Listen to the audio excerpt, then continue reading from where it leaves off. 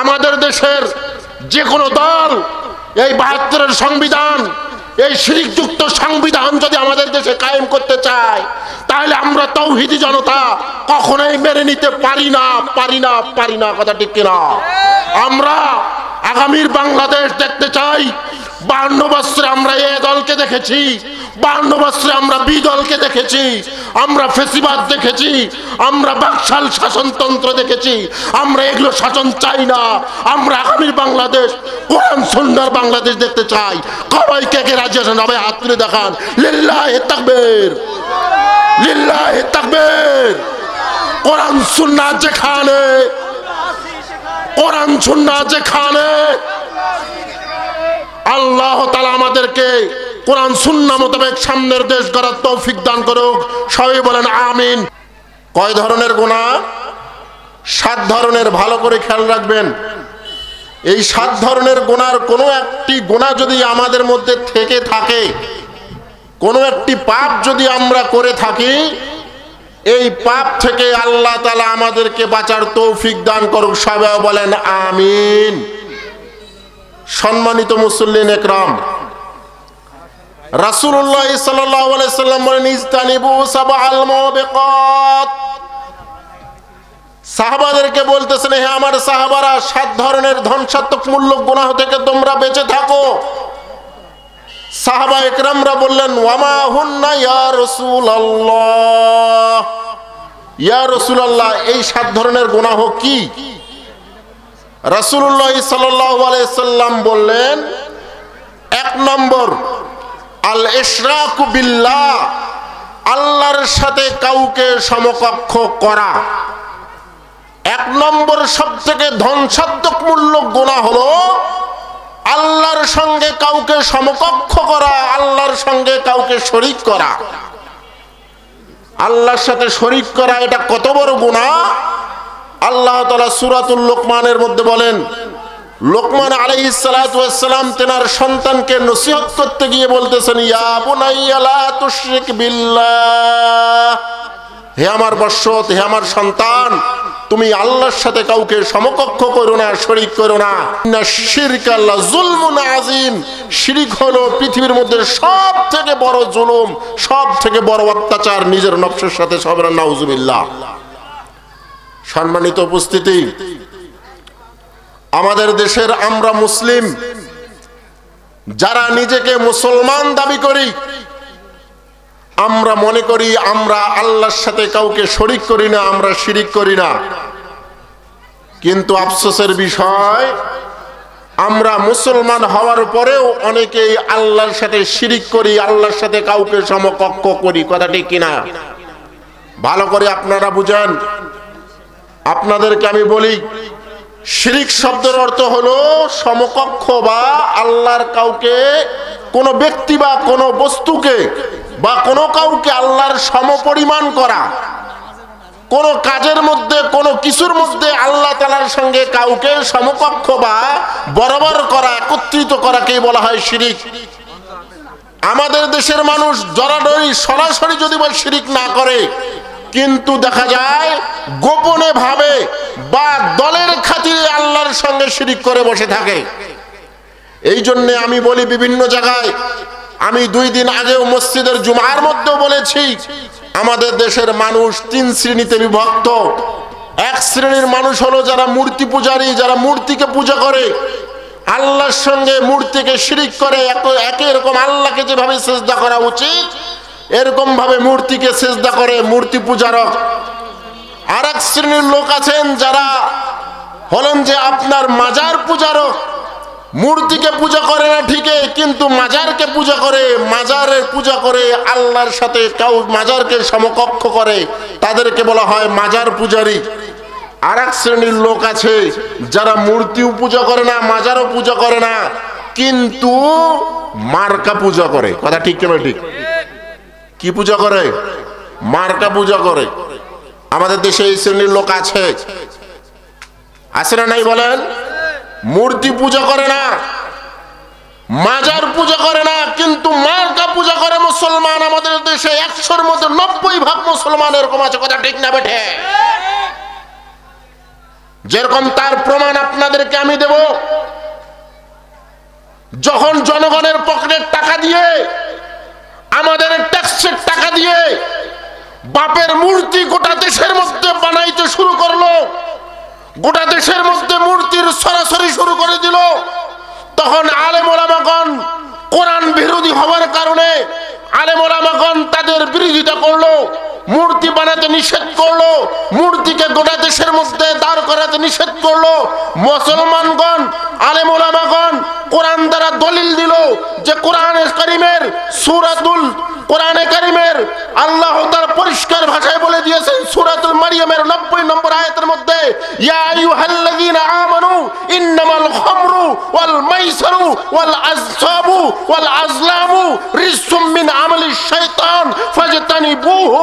হে মুসলমানগণ, মদ, জুয়া, বেদী এবং মূর্তি তৈরি করা এবং তীর নিক্ষেপ করা এগুলো শয়তানের কাজ, এগুলো থেকে বিরত থাকো। যখন মুসলমানকে এরকম ভাবে তাদেরকে বলা হলো, তারা না শুনে মুসলমানদের, আমাদের আলেমদের কণ্ঠকে রুদ্ধ করার জন্য কারা নির্দেশ দিয়ে দিল। কথা ঠিক না ঠিক? এরা হলো মার্কা পূজারী। এরা আবার বলে দিল যে আমরা মূর্তি বানাচ্ছি না, মূর্তি আমরা ঠিক করতেছি না, মূর্তিকে আমরা জায়গায় জায়গায় লাগাচ্ছি না, আমরা ভাস্কর্য লাগাচ্ছি। কি লাগাচ্ছি? ভাস্কর্য। আর মূর্তিও যেটা, ভাস্কর্যও সেটা। মূর্তিও যেটা, কি করে বলেন? ভাস্কর্যও সেটা। মামুনুল হক বারাকাল্লাহু ফি হায়াতিহি যখন কোরআনের এই আয়াত দিয়ে দলিল দিল যে মূর্তি বানানো যাবে না, জনগণের পকেটের টাকা খরচ করে এক একটা মূর্তিকে বানাইতে গেলে আপনার খরচ হয়েছে 400 কোটি টাকা। 400 কোটি টাকা দিয়ে মূর্তি তৈরি করা যাবে না যখন বলে দিল মামুনুল হক, যখন রফিকুল ইসলাম মাদানী, যখন সাখাওয়াত হোসেন রাজি, যখন জুনায়েদ আল হাবিবি এরকম ভাবে তাদেরকে কোরআনের সঠিক কথা বলতে গেল, তাদেরকে কারা নির্বাস দিয়ে দিল। এমনকি কোরআনের পাখি যিনি কিনা সারা জিন্দেগি কোরআনের কথা বলেছেন, সারা জিন্দেগি মানুষকে কোরআনের দিকে আহ্বান করেছেন, গোটা দেশের মানুষ যেনাকে ভালোবাসেছে, এনাকে কারাগারে শহীদ করে দিয়েছে এই ফ্যাসিবাদ সরকার। ও মুসলমান, এই শ্রেণীর মার্কা পূজারী লোক আমাদের প্রত্যেক এলাকায় এলাকায় আছে না নাই? যখন 2013 সালে আপনাদেরকে মার্কা পূজারী আমি চেনাচ্ছি, আল্লাহ রসুল যে বলেছেন ইজতানিবু সাবআল মুবিকাত, 7 ধরনের ধ্বংসাত্মক গুনার মধ্যে প্রথম হলো শিরক। আল্লাহর সাথে কাউকে শরীক করা। মূর্তি পূজা করে না, মাজার পূজা করে না, মার্কা পূজা করে। মার্কার লোক যেটা বলেছে, নেতা যেটা বলেছে, এটাই নিয়ে ঝাপাঝাপি করে, এটাই নিয়ে লাফালাফি করে। আলেম ওলামাগণ কি বলতেছে, কোরআন কি বলতেছে, এটা তারা তাকায়, এটার দিকে দেখে না। এই মার্কা পূজারীগণ, আফসোসের বিষয়, জুলাই বিপ্লবের পরে যখন এই ফেসিবাদকে আমাদের দেশ থেকে তাড়িয়ে দেওয়া হলো,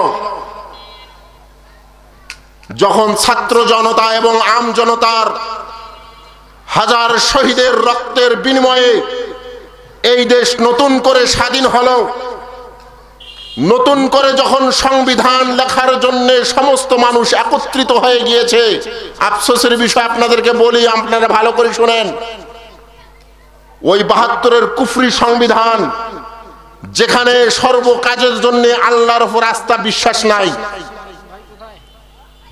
ভালো করে শুনেন, আমাদের দেশের যে সংবিধান ছিল 2009 থেকে 2024 পর্যন্ত, সংবিধানের প্রথম কথা হলো আল্লাহর উপর কোনো কাজের জন্য আস্থা বিশ্বাস থাকবে না। নাউজুবিল্লাহ বলেন। প্রত্যেক কাজের জন্য কার উপর আস্থা বিশ্বাস থাকতে হবে? কার উপর থাকতে হবে বলেন?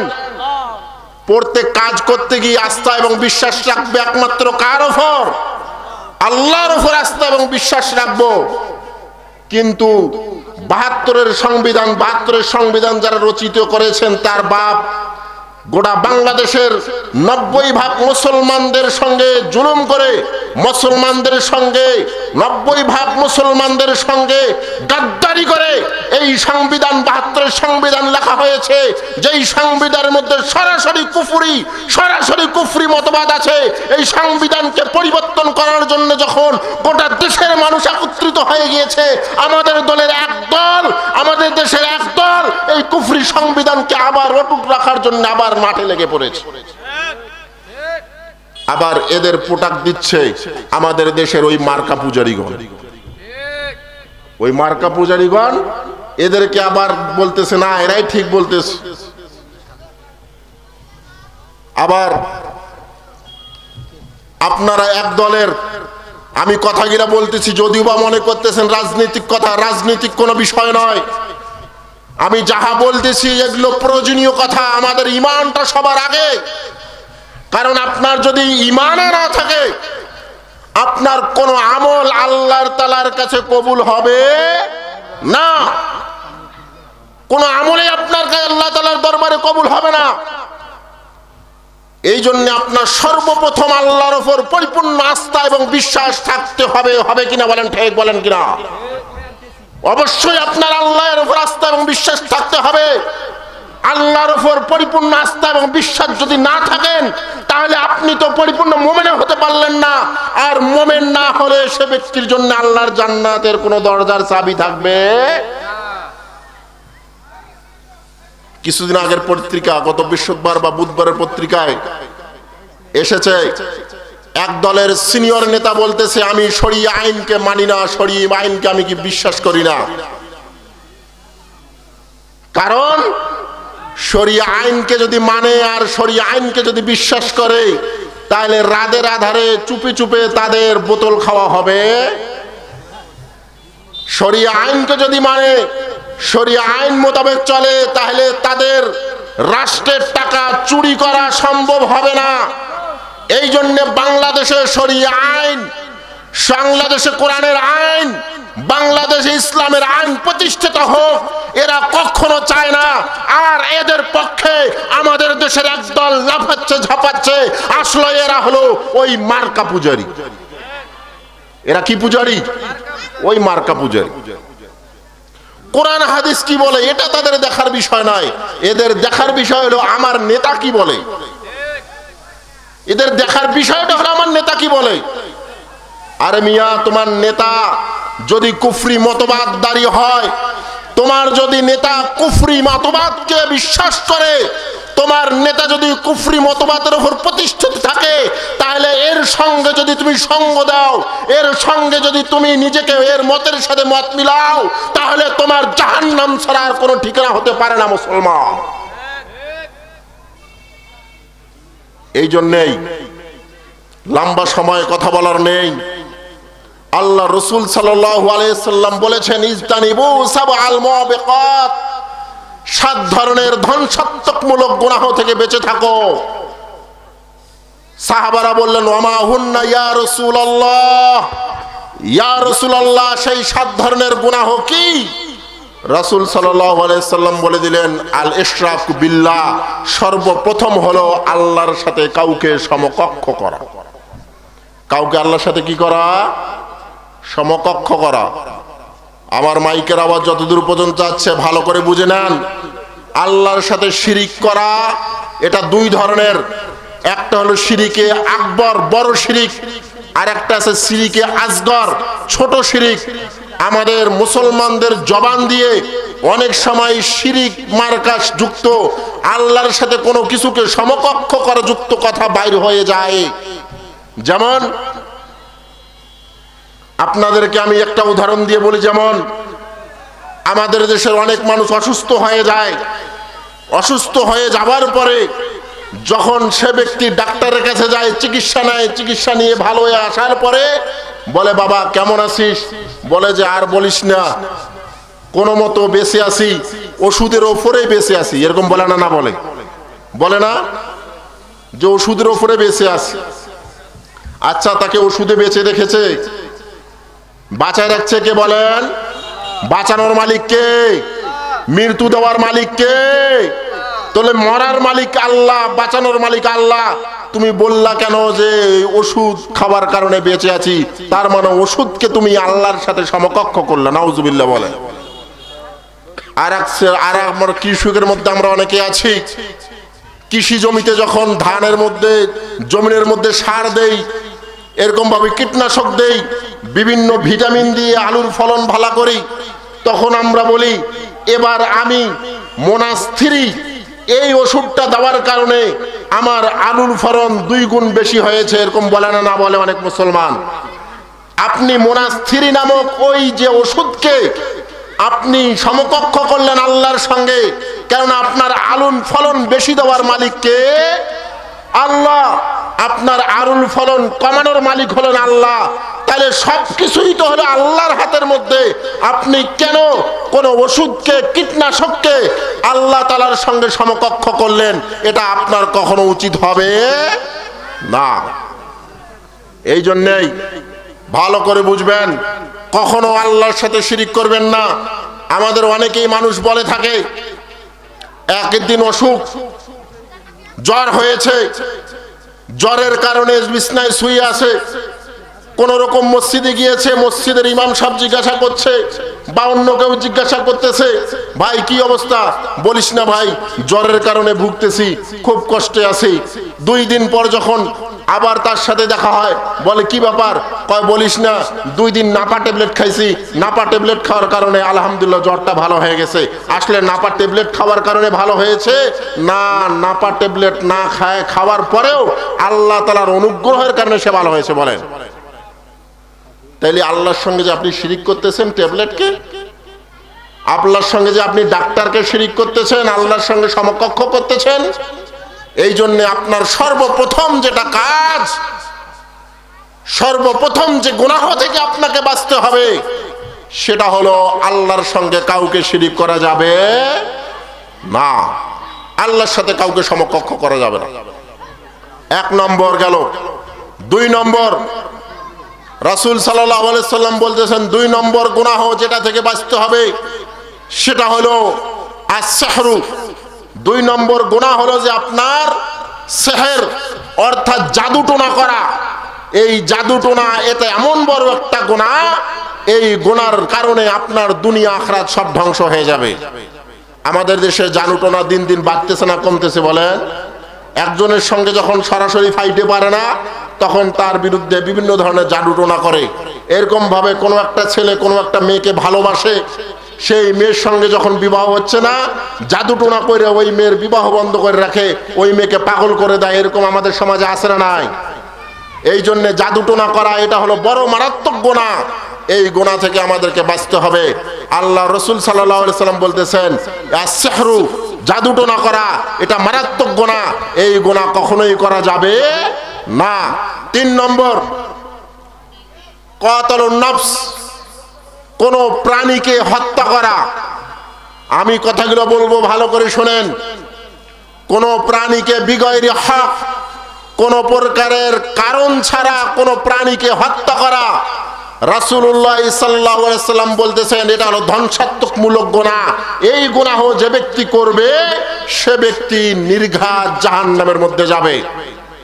এখন কোন প্রাণীকে হত্যা করা, কোন প্রাণী, চাই একটা পিঁপড়া হোক, পিঁপড়াকেও আপনি কোনো কারণ ছাড়া হত্যা করতে পারবেন না। কোনো একটা চড়ুই পাখিকেও আপনি কোনো কারণ ছাড়া হত্যা করতে পারবেন না। একে যদি হত্যা করেন তাহলে আপনাকে কিয়ামতের দিন আল্লাহ তাআলার সামনে বিচারের কাঠগড়ায় এই প্রাণী আপনার বিরুদ্ধে মামলা দায়ের করবে। এর ব্যাপারে একটা হাদিস আপনাদেরকে বলি, নাসাই শরীফের হাদিস। রাসূলুল্লাহ সাল্লাল্লাহু আলাইহি সাল্লাম বলতেছেন মান কাতালা উসফুরান আবাসান, যে ব্যক্তি কোনো একটা চড়ুই পাখিকে হত্যা করলো কোনো কারণ ছাড়া ইচ্ছাকৃতভাবে, ভালো করে আপনারা শুনবেন আমার কথাটা।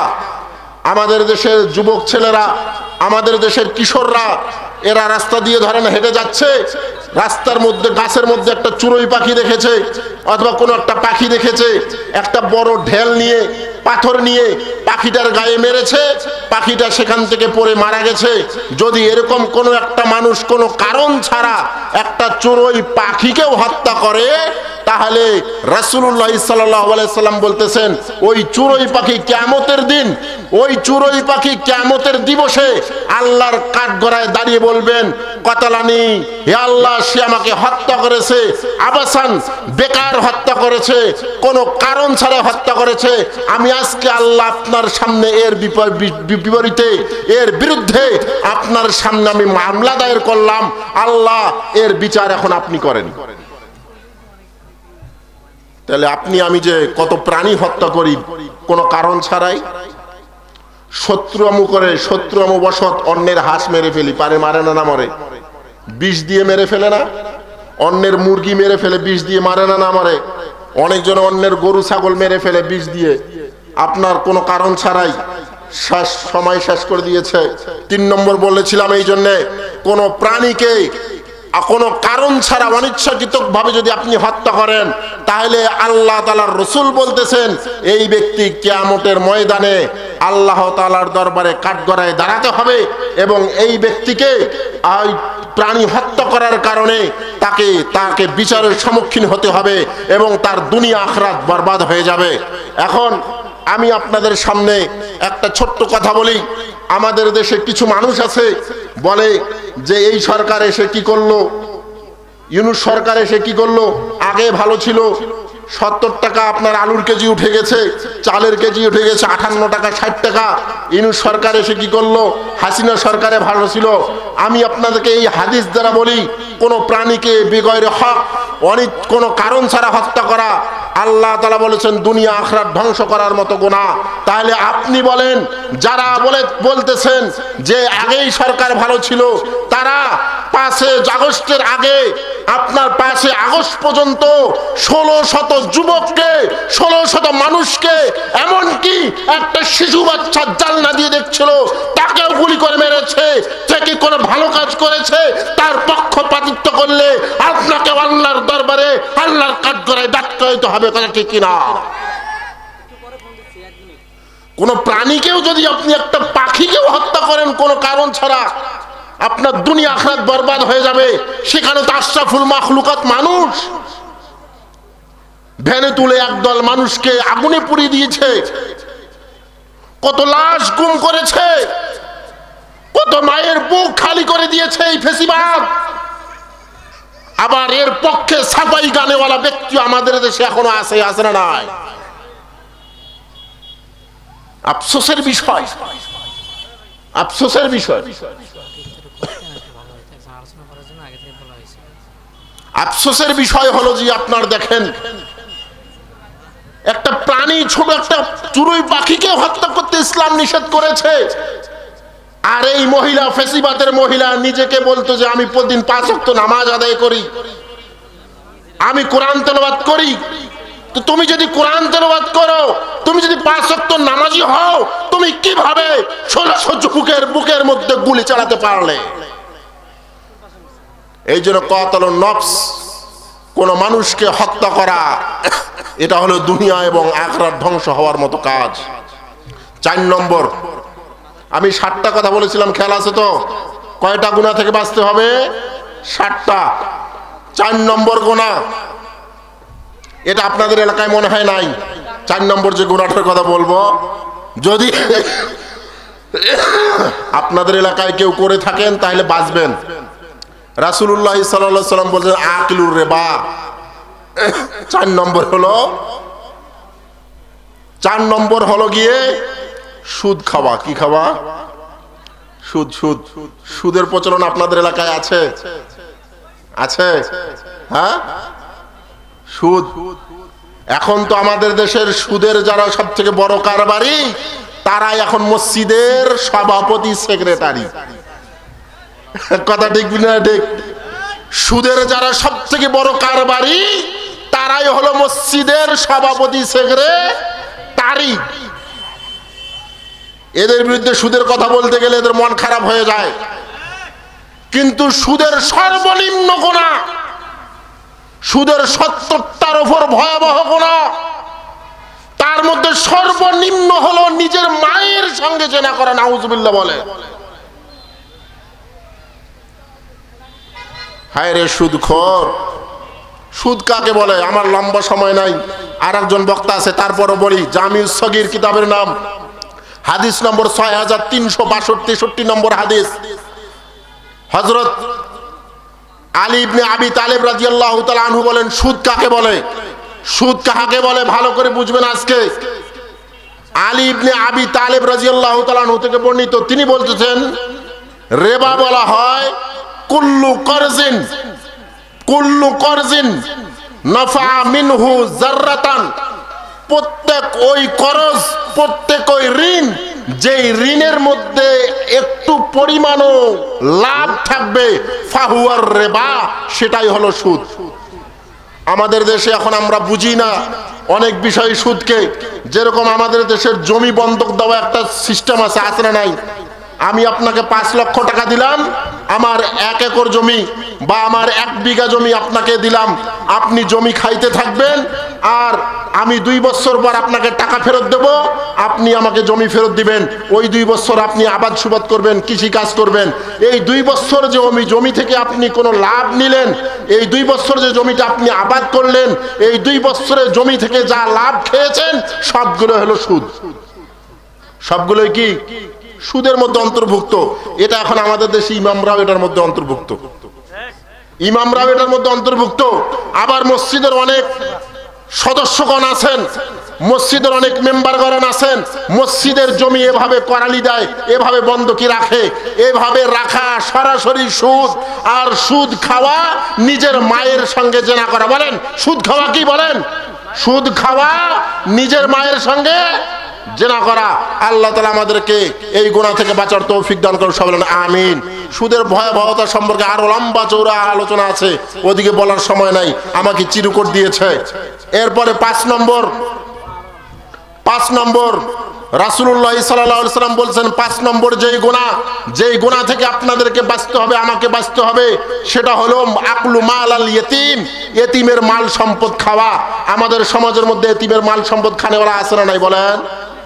বড় ভাই মারা গেছে, ছোট ছোট বাচ্চা রেখে মারা গেছে, ছোট ভাই বড় ভাইয়ের সম্পত্তিগুলো সবগুলো, বড় ভাইয়ের সম্পত্তিগুলো কিভাবে এরকম জোর জুলুম করে নিয়ে নেয়, এরকম ভাবে অনেকে আছে। চাচা ভাতিজার সম্পত্তি, চাচা আপনার মামা ভাগিনার সম্পত্তি, ভাগিনীর সম্পত্তি, বোনের সম্পত্তি, এদের থেকে মাহরুম করে এই সমস্ত এতিমের মাল খেয়ে, আর তারা হজের মধ্যে গিয়ে হজ করে এসে আবার হাজি সাহেব সাজে। আসে না নাই আমাদের দেশ? এ মারলাল এতিমের মাল খাওয়া, এটা হলো আপনার দুনিয়া আখিরাত ধ্বংসকারী গুনাহ। 6 নম্বর আপনার জিহাদের ময়দান থেকে পালিয়ে যাওয়া, যুদ্ধের ময়দান থেকে পালিয়ে যাওয়া, এটা হলো আপনার 6 নম্বর সব থেকে বড় গুনাহ, যেই গুনাহ থেকে রাসূলুল্লাহ সাল্লাল্লাহু আলাইহি সাল্লাম আমাদেরকে বাঁচতে বলেছেন। 7 নম্বর, সময় কম, বলতেছে ওয়াকসফু মুহসানাতুল গাফিলাত।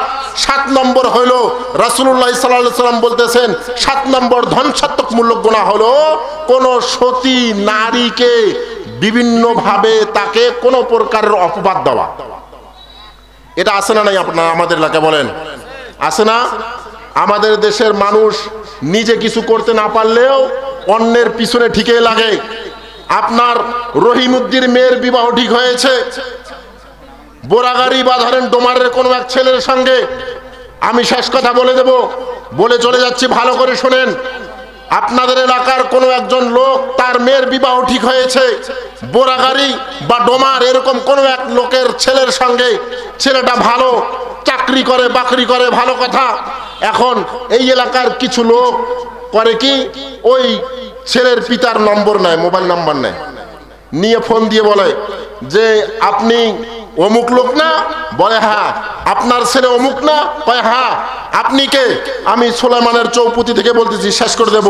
আমি সুলাইমানের চৌপুতি থেকে বলতেছি, সুলাইমানের চৌপুতির রহিমউদ্দিন মেয়ের সঙ্গে আপনার বিবাহ ঠিক হয়েছে না? কয় আপনার ছেলের বিবাহ ঠিক হয়েছে না? বলে হ্যাঁ হয়েছে।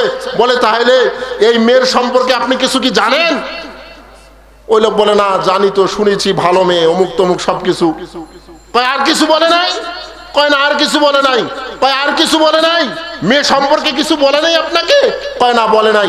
এখন ফোনটা কেটে দেয়। এখন ছেলের বাপের মাথা খারাপ হয়ে যায়, মেয়ের অথবা হয়তোবা কোনো কি আছে, সমস্যা আছে, মেয়ের কোনো প্রকার আপনার প্রেমের কাহিনী আছে বা কোনো প্রকার চরিত্রিক খারাপ আছে, এই যে আপনি এলাকা থেকে শয়তানি করলেন, একটা মুহসিনাত মহিলা, একটা ভালো একটা মেয়ের নামে আপনি বিভিন্ন ধরনের অপবাদ দিলেন, এই অপবাদটা হলো আল্লাহ রসুল সাল্লাল্লাহু আলাইহি সাল্লাম বলতেছেন এটা হলো আপনার জিন্দেগির দুনিয়া আখিরাত দুটোটাকেই ধ্বংস করে দিবে। এই জন্যে আপনার আমাকে এই 7 ধরনের ধন শতক মূল্য গুনাহ থেকে অবশ্যই বাঁচতে হবে। বলেন বাঁচবেন কিনা? বলেন ইনশাল্লাহ বাঁচবেন তো? সর্বপ্রথম শিরিক থেকে বাঁচবেন তো? শিরিক থেকে ইনশাল্লাহ বাঁচবেন তো? আমাদের দেশের যে কোনো দল এই 72-এর সংবিধান, এই শিরিকযুক্ত সংবিধান যদি আমাদের দেশে কায়েম করতে চায়, তাহলে আমরা তাওহীদি জনতা কখনোই মেনে নিতে পারি না, পারি না, পারি না। কথা ঠিক কিনা?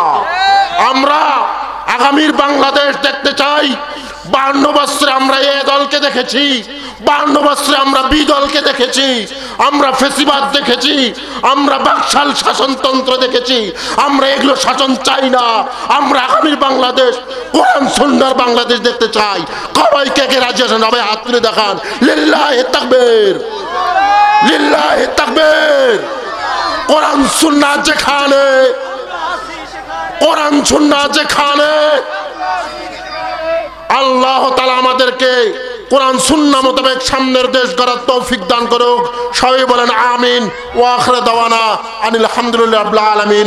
আসসালামু আলাইকুম ওয়া রাহমাতুল্লাহি ওয়া বারাকাতুহু।